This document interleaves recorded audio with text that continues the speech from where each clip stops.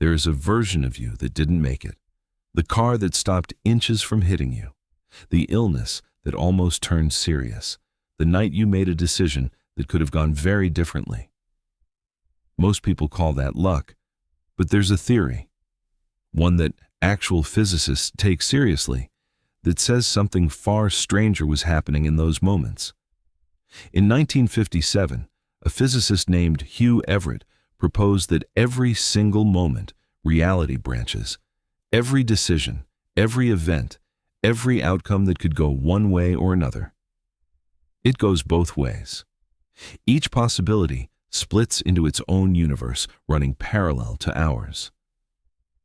Mathematically, it works. It's one of the most consistent interpretations of quantum theory we have. So if that's true, there is a universe where you didn't swerve in time, where the diagnosis came back different, where you weren't so lucky. In that universe, you're gone. But you're not reading this in that universe. This is where it gets strange. There's a thought experiment called quantum immortality. The logic goes like this.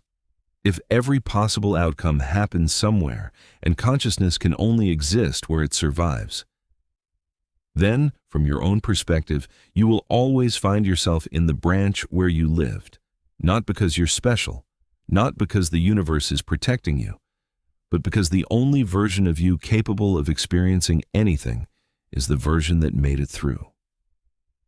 The branches where you died are real.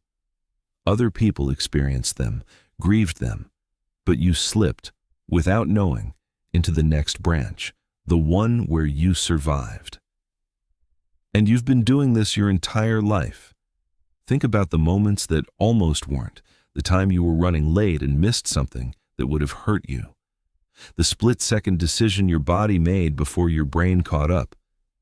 What if in every one of those moments, a version of you didn't make it? And you have no memory of it because there was no you left to form the memory.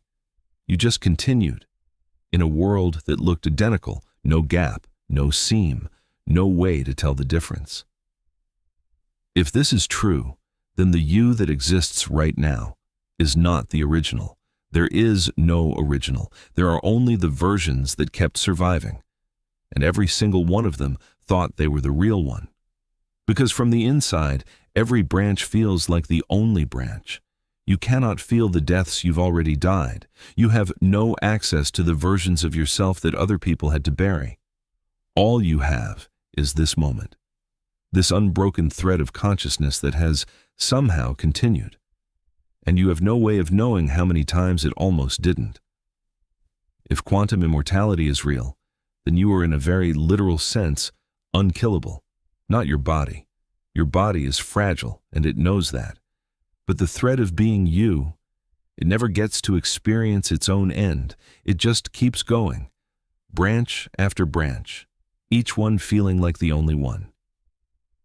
Some physicists say the logical endpoint is disturbing, that a person under quantum immortality would eventually find themselves surviving things with no rational explanation, outliving everyone they know, existing in circumstances that should be statistically impossible, because the universe doesn't keep you comfortable.